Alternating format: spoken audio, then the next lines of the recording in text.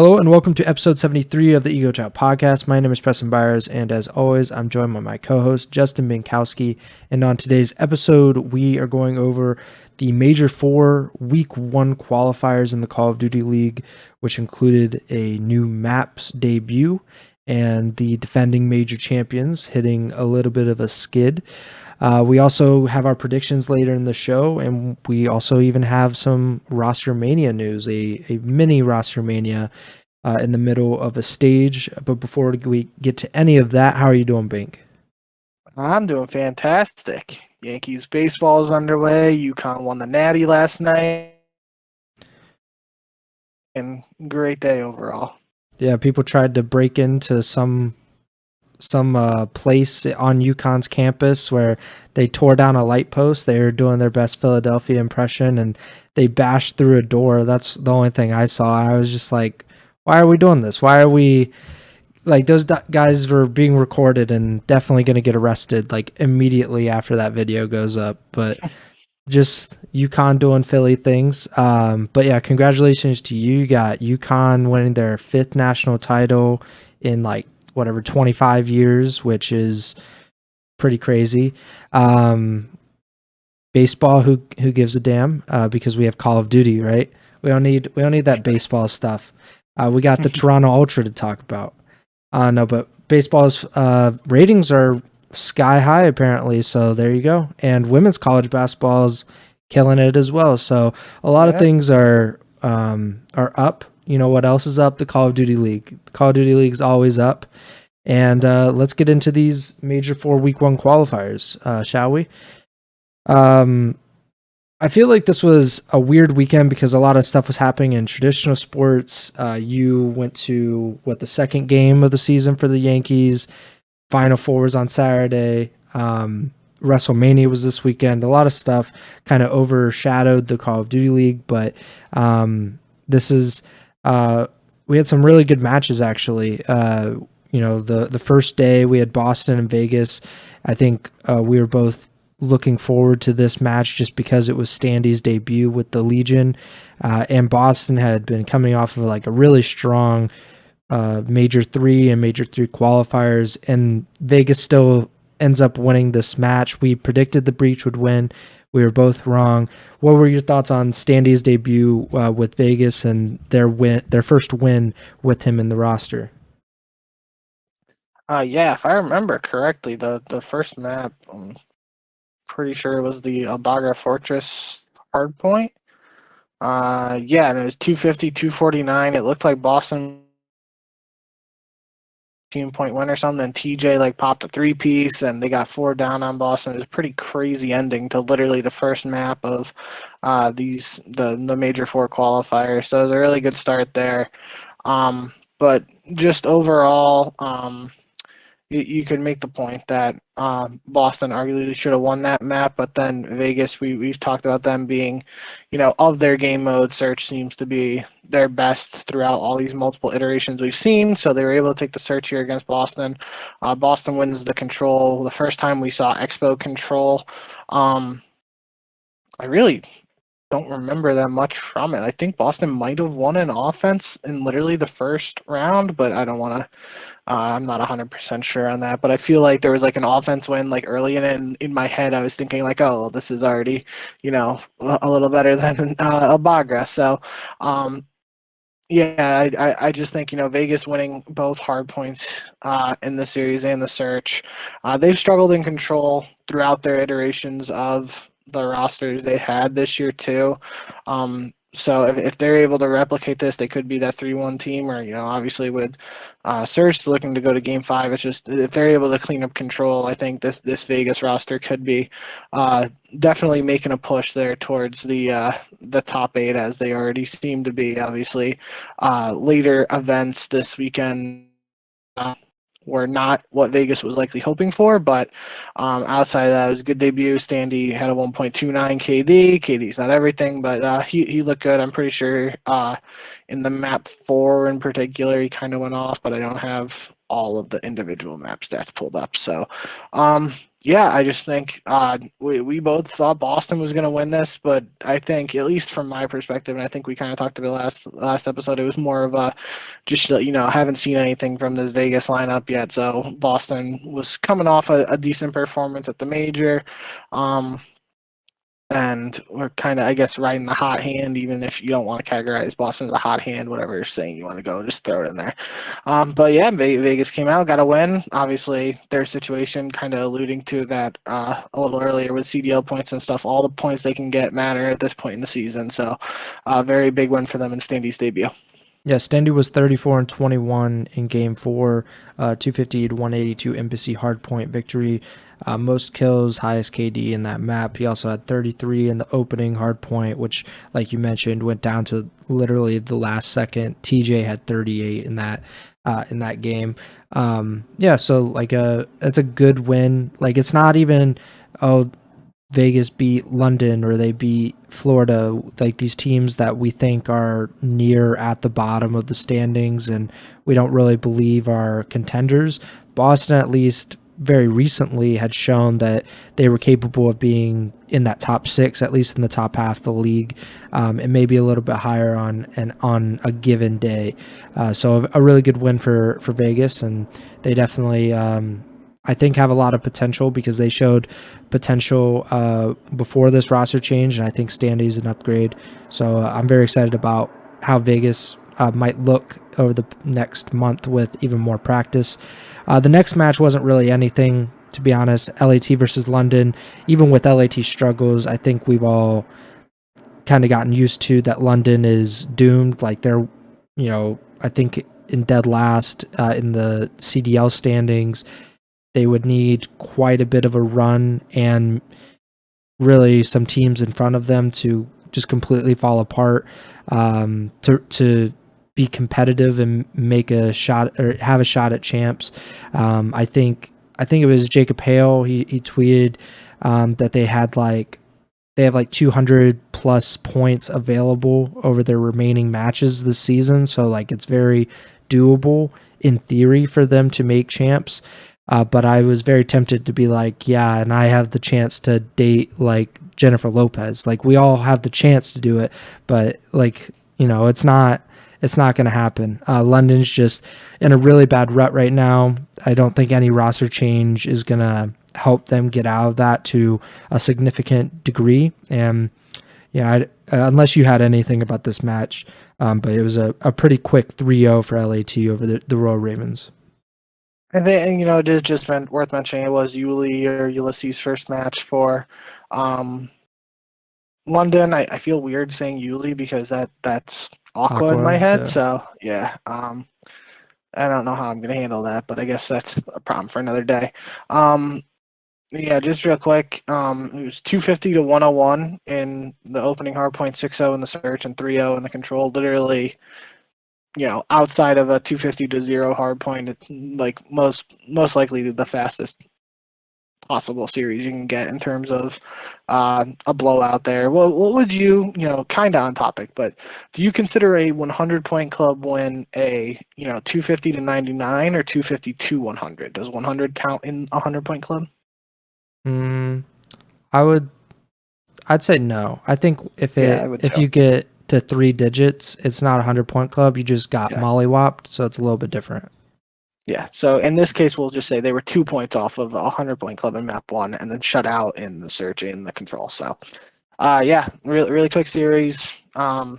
Like you said, not much really to say about London at this point, but I think it is just, worth mentioning that for a team like LAT coming off a disappointing Major 3, this is certainly the outcome you expect from a team like 100 Thieves if you're a 100 Thieves fan, and this is definitely better than like seeing the series go to a Game 5 or anything like this. They showed up, took care of business real quick, and I think that's a good response out of them right out the gates. The most notable thing even about this series was that Draza went 11-0 in search while Kenny went 0-5. That's honestly the most notable thing you can even talk about. Really good win for LAT. And it seemed to kind of give them a little bit of a boost in the right direction as they got into later in the week. Final match of the weekend, Atlanta versus New York, a match that I think a lot of people are looking forward to on a regular basis when these two teams match up, because they are two of the 4 or 5 best teams in general in the league. We both picked FaZe for this one when we both got it wrong. New York ended up winning both hard points and clutch up to game 5. Your thoughts on FaZe's opening loss of this round of the CDL qualifiers?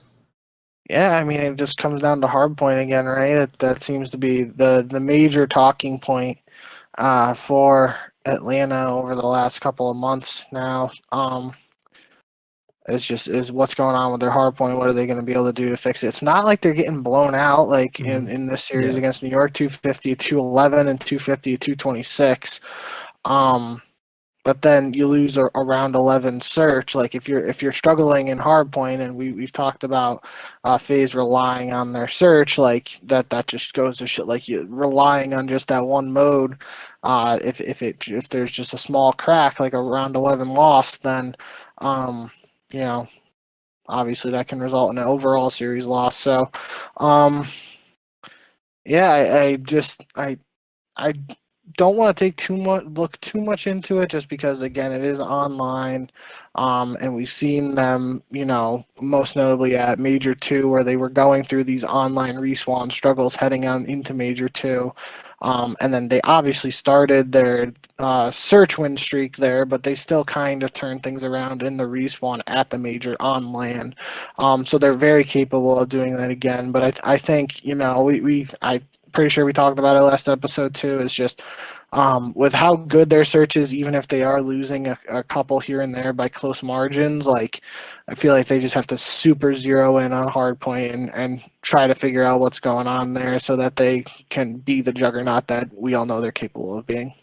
Yeah, they're 23 and 29 in hardpoint this season. Wow. The only game mode that they're sub 500 in, 32 and 11 in search and destroy, 17 and 14 in control. Yeah, like your facial expression is exactly right. Like that's a ridiculous number. 32 and 11, I don't know what that is. Like it's got to be around 70% win percentage. And they still lose series from time to time, which is worrying, but it really says a lot about like how important those respawn game modes are just in being consistent. You don't need to be overwhelmingly great in respawns, but if you're losing half or even more than half of your hard points, it's really hard on a consistent basis or on every time to win those series. But that's something that FaZe is going to have to improve on as we get further along in the season and the stage and heading towards Major 4. Saturday, April 1st, we had 4 matches, 2 of which were courtesy of the Minnesota Rockers home series from Madison, Wisconsin.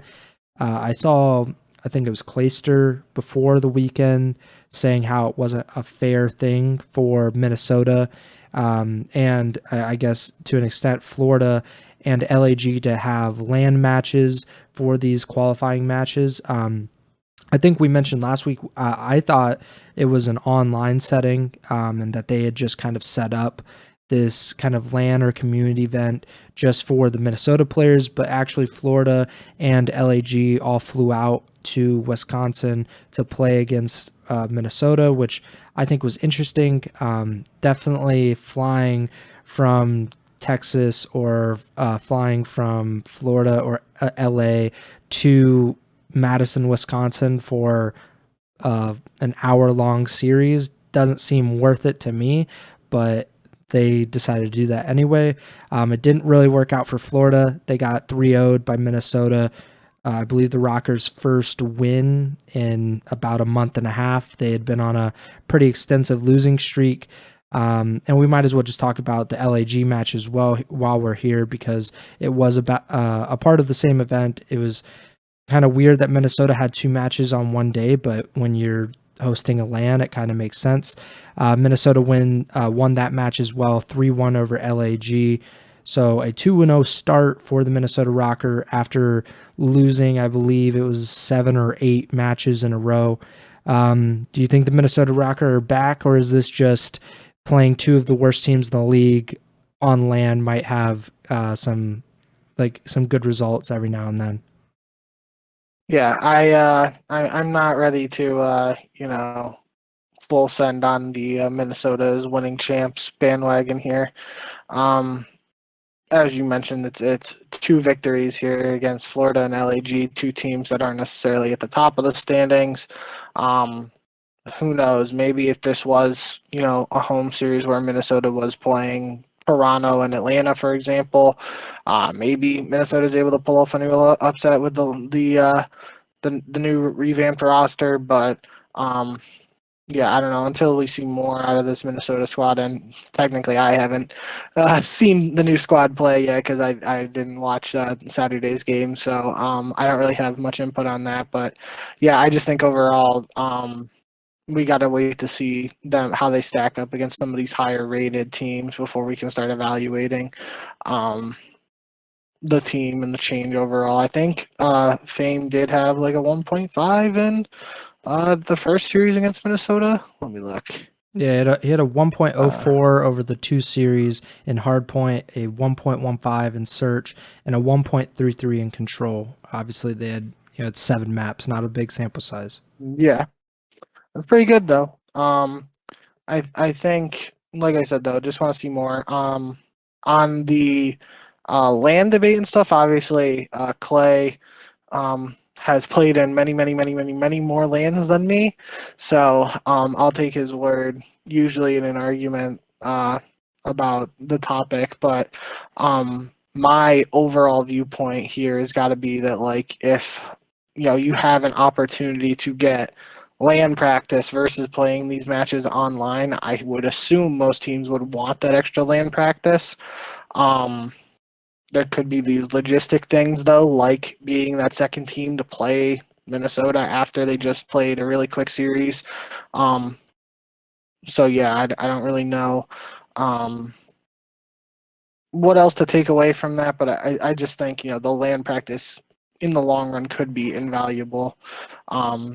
So, yeah, I don't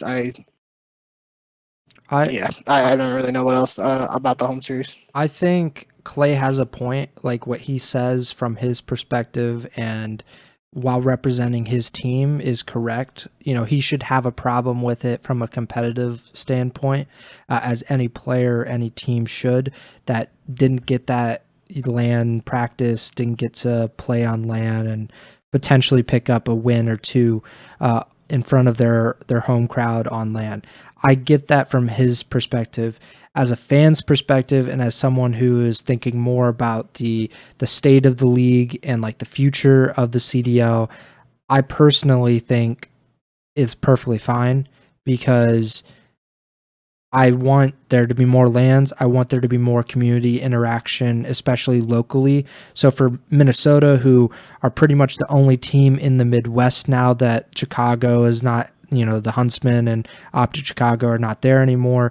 Minnesota is pretty much the only Midwest team, and Minnesota, Wisconsin, Illinois, like that's kind of their home base.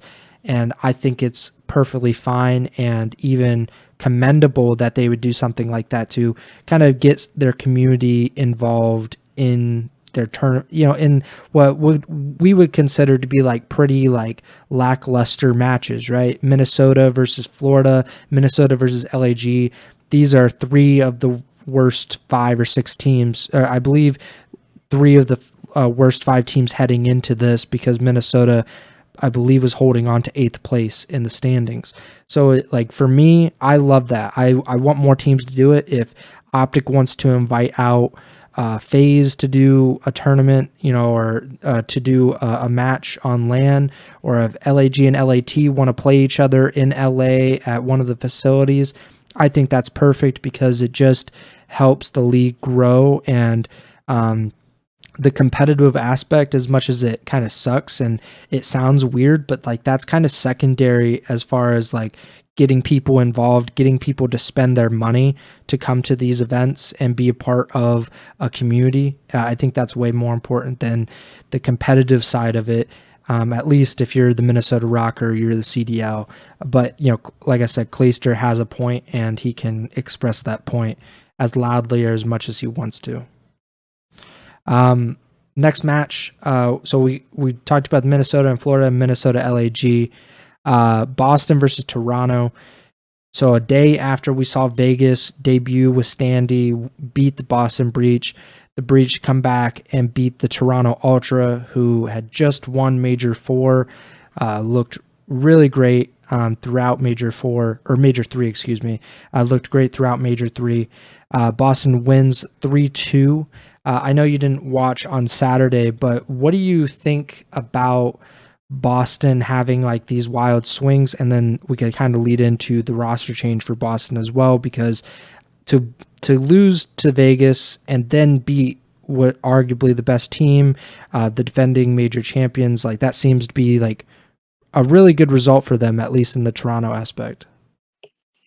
Yeah, so from the looks of it looks like Boston got that 2-0 edge. Toronto tried to force or they did force the game 5, but then just fell short in the embassy search. So Boston winning 2 searches, especially against a team like Toronto that was just able to beat Atlanta's search streak, is kind of noteworthy, in my eyes at least. But yeah, this is kind of just an interesting one. I think I didn't even check Twitter to see if there was any back and forth between Beans and Scrappy, but I know there was in the past when they've played. So could be starting a little bit. I don't want to use the term rivalry yet, but it could be starting a little bit of a storyline between them, or just giving more incentive for the more meaning behind the matchup between those two players in particular.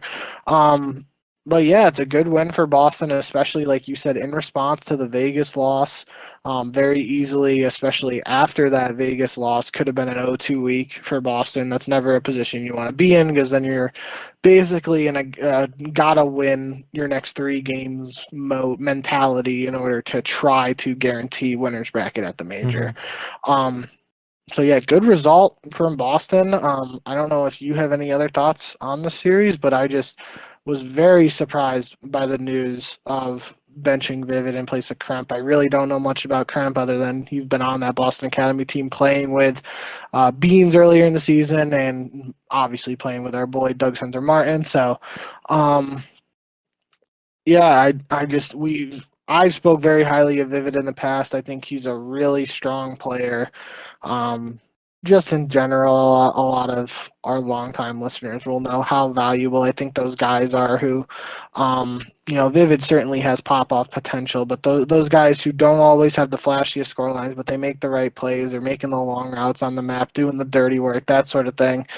They always stand out to me in particular, and I really like the way Vivid plays, and I thought him and Nero were a really strong sub duo, especially towards the end of last year in Vanguard, and even at the start of this year, Nero's had a lot of flashes of brilliance in my eyes, at least. So I'm pretty surprised by the roster move, but we'll just have to see how it works out.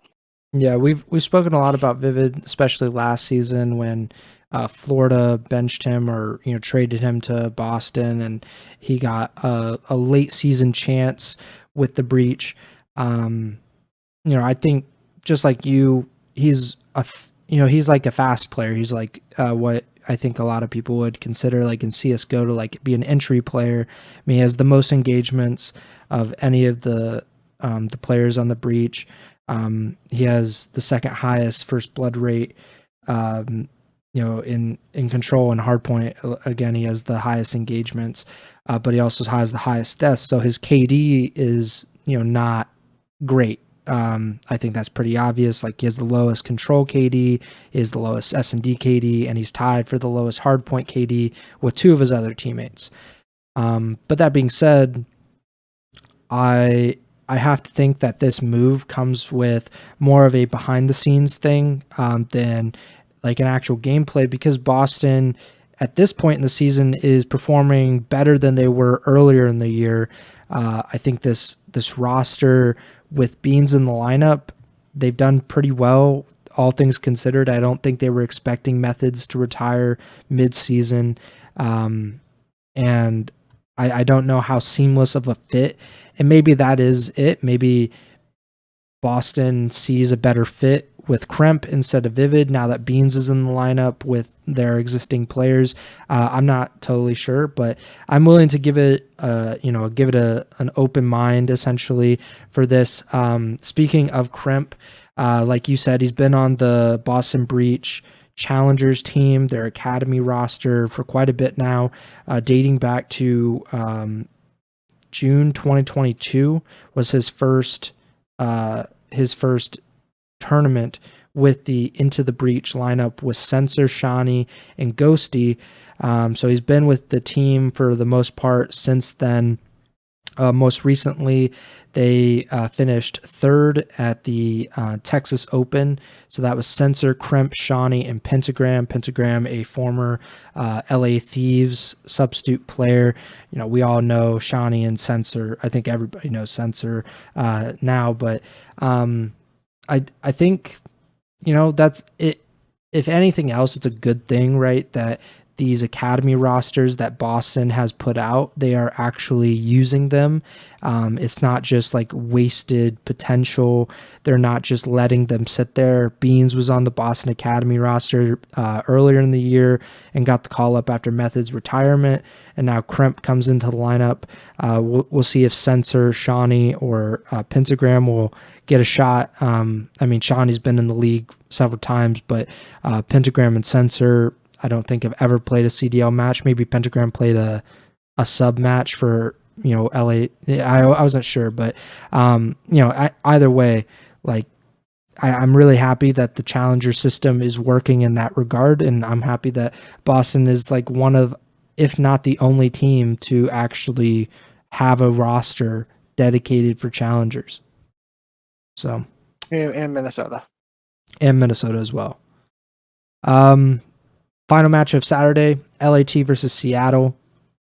You know, I think we went over this last week, but I thought because Seattle lost at Major 3, they didn't win it, that they would be on the downslide going into the Major 4 qualifiers. And if we just ended the week with this match, if we didn't have a Sunday, then I would have been completely right. I would have looked like a genius.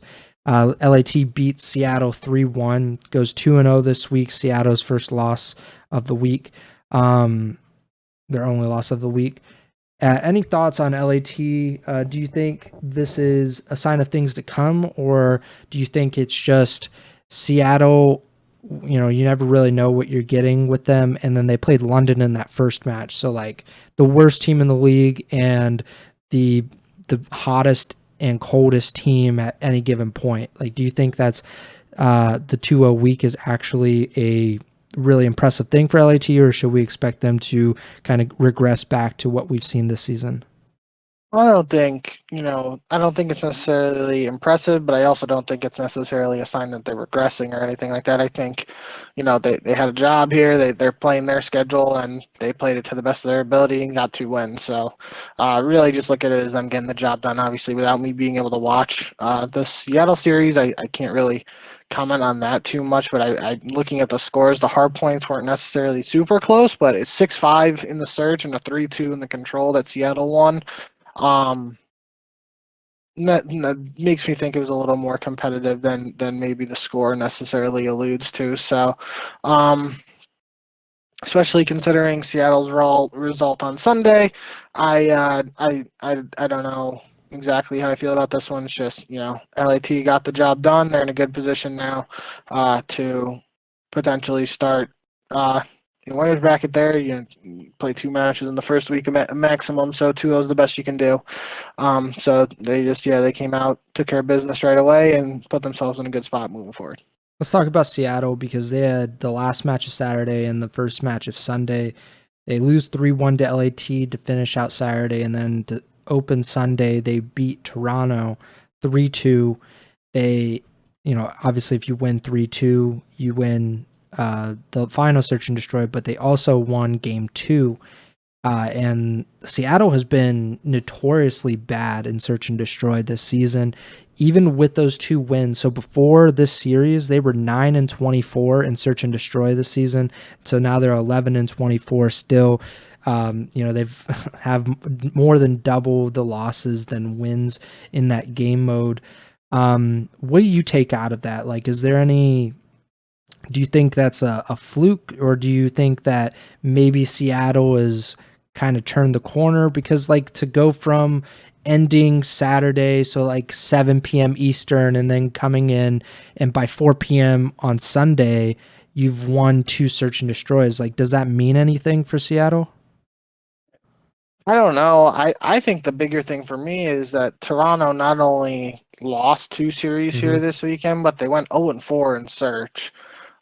Which again, when I was just talking about that Boston series, Toronto was the team to break Atlanta's search streak. So it's not like Toronto is a bad search team. Maybe something's going on with the online players or something like that. Some EQ cheese, as the kids are calling it, or whatever. But I don't really know how to feel about this, but it's got to be considered impressive, especially with the state of Seattle's search at 2 at earlier in the season. For them to win 2 against Toronto is definitely eye-opening, and could be a sign of good things to come for the Seattle squad. Yeah, Toronto hasn't been a bad search team this year. I don't think they've been incredible by any means, but if you look at what they did during stage 3, they were 7-5 in search, which is probably their weakest game mode. That was major 3 and stage 3. So that's 7-5 in search, their weakest game mode, but still not bad. They played some really good teams in that time frame. Optic, they beat Atlanta, very notably. Beat them in search. I don't know. Maybe it's just online. You can really never know, but I do think that the momentum, I think if you do studies on it, I think it's been said that it doesn't exist, but when you're in real life, it obviously does exist. Like the compounding effect of losing matches or winning matches, I think really does have an effect on teams. Whether it will have an effect on the Toronto Ultra, that remains to be seen. But I think undoubtedly when you look at Seattle, when they lose, they keep losing. And I don't think that anything can be said to that other than like it's a snowball effect. I think of E United all the time back in like 2018.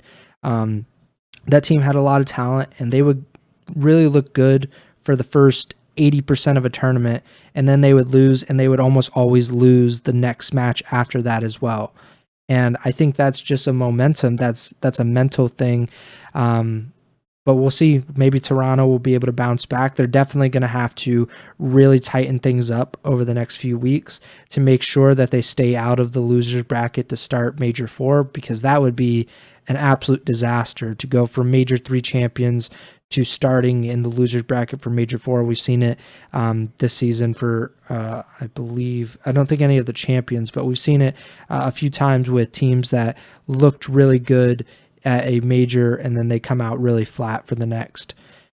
London Optic, what else is there to say? Optic wins 3-0. Not a surprising result in the least. Any thoughts on that? I will say, just we were having the 100-point club discussion earlier. Well, not any debate about this one. 250 to 68 for Optic. So it's got to be one of the biggest hardpoint wins of the season. It might be. Because there's not a lot of like 50-point clubs. Like we've had them in like COD history, but it doesn't happen very often. Yeah, especially in this age of the CDL too. But I will say too, we saw another Expo here, and Optic was able to win it again. I'm not going to really take too much away from it because it's against London. But if potentially Expo becomes like a really good map for Optic, maybe that helps their map pool going forward. Just something to keep an eye on, I think, throughout the rest of these qualifiers. Last match of the weekend, Florida versus Atlanta. Not a match that you would expect there to be any real challenge for FaZe, but that was not the case. FaZe actually dropped the first hardpoint of the series 6-5 on Embassy, and they also lost Embassy hardpoint in game 4. They just really couldn't on a consistent basis close out this series. They do end up winning on Mercado, Search and Destroy, Game 5, 6-3. But what did you think about this one? Because if you look at the stats, like it's really, you kind of wonder like how does this get to Game 5? Because Capsule has like an incredible series, at least from a slaying perspective. He had 90 kills, which was the most of any player in this series. But Fellow was 58 and 77, a 0.75 KD. Havoc was 60 and 79, a 0.76 KD. And Celium had a 1.38, bolstering his MVP campaign. But it still goes to Game 5. What did you think about this? I think the embassy really is the question mark here for me, just because I might have saw it either on Twitter or on broadcast and mentioned that this was the first time Atlanta lost Embassy Search. I'm not 100% on that, but I just know in general Embassy Search has been a really strong map for FaZe this year. Yeah, they were 9-0. Okay, yeah, so that's kind of eye-opening. Again, it's online, but still, that's kind of impressive for a team like Florida to be able to get the job done there. I will say real quick that although Atlanta did lose 2 searches this weekend, both were 6-5 losses. So again, I'm not panicking about Atlanta search or anything like that. Literally losing by 1 round in both their losses. It's not like they're getting 6-0'd. And then the Embassy hard point too. That's been one of Atlanta's better hard points as well. And I feel like he gets vetoed a lot against them just because teams know it's one of their better hard points. So it was interesting to see Florida not only take a hard point against Atlanta, but for it to be potentially one of Atlanta's best hard points, especially when they've been struggling in hard point a little bit. So this series in general, again, online series, so I'm not throwing up any red flags or anything, but the fact, compare it to the LA Thieves versus London series earlier in the week, right? Like I was saying, Thieves come out 3-0, get the job done, no questions asked. That's not the same case here for Atlanta and Florida. And, I thought Florida was going to at least make Minnesota work for it in their opening series of this weekend, and I thought Florida was going to take that one. So I definitely, in like a power rankings, I would have Florida above London, but they're still a team towards the bottom of the standing. So I would say it's a little alert, or I don't want to say concerning, but it is a little eye-opening that they were able to push Atlanta to this Game 5, but Atlanta clutched up in the end. So it's just a little bit, especially in comparison. I think the comparison to LA Thieves versus London, just in terms of the strength of both teams, works in this case. But regardless, it was good that Atlanta was actually able to clutch up, because if they went 0-2, that would have been kind of wild to see potentially Atlanta and Toronto being 0-2 heading into the second week of qualifiers. That could have some nutty implications for the Major Four bracket and who starts in losers and whatnot. So yeah. Embassy Hardpoint is actually FaZe's best hardpoint map. Yeah. It's the only hardpoint map that they have a winning record on. They were 9-6 before this, 9-7 now. Their second best map is Mercado Hardpoint. And like you mentioned, they were undefeated on Embassy, a Search and Destroy before this. They were 9-0. They're also undefeated on Mercado, Search and Destroy, but they only have 4 maps played this season. I think it's mildly concerning. I don't think you can put a ton of stock into it because it is online. It's the first match after a little break between Major 3 and the Major 4 qualifiers. So how much stock can you really put into it? But at the same time, the fact that they did lose, even if it was 6-5, they did lose their best Search and Destroy map. They did lose their best hardpoint map to Florida. Like, Florida's really bad this season, like one of the worst teams in the league. They haven't looked like on a consistent basis to be like good enough to beat those top teams, but they were very close to beating Atlanta FaZe. 6-3 on final Search and Destroy is not like a really tight game, but it's not a huge blowout either. But I'm not really sure what to make of it for FaZe. Maybe it's just them getting back into the swing of things. But I guess we'll see when Atlanta has a little bit tougher matches, like they do this week. At least in their one match, they have what you would think would be a pretty tough matchup. You want to get in these predictions for the next week of qualifiers. So again, we have 10 matches. The second of 3 weeks of qualifiers of starting on Friday, April 7th. Pick'em records, I should say, before we do our predictions. I'll say them at the end of the show as well. So you went 5-5 this past week. I went 6-4, so I picked up a game on you, but you are now 2 games ahead. So you are 68-62 on the season. I'm 66-64. So if I just keep making up a game every week, I'll be crushing you by the end of the season. Let's get into these predictions. Friday, April 7th, Boston versus London. I think we both are going to go with the breach here. Yep. Florida versus Seattle. Seattle won their last match, so I'm going to go with the Seattle Surge here. As will I. New York versus Minnesota. New York obviously had a really good win this past week over Atlanta. Minnesota won their 2 LAN matches against some pretty bad teams. I'll go with Minnesota. Maybe the momentum of winning 2 in a row after breaking your losing streak, maybe that'll really help them. All right, I'm going to New York. Saturday, April 8th, London versus Vegas. Going to go with Vegas here. Vegas is winning fast, baby. Battle of Los Angeles, the Gorillas versus the Thieves. Gorillas are really, really bad right now. I don't know if they can kind of get out of their own heads. In LAT 2-0 starting out in this qualifier stage, I'll go with the Thieves. Yeah, I'm going to go with the Thieves too. But I will say, I feel like there have been a lot of these battles of LA where the Gorillas come out on top. I could just be making that up, but I know for a fact there was one instance in Cold War where the Gorillas pulled off an upset in the first round of a major because it was on Raid Hardpoint, and obviously I really like Raid Hardpoint, so I remember that. So could just be making that up, but yeah, I'll go with the Thieves here. New York versus Optic. That's gonna be a tough one.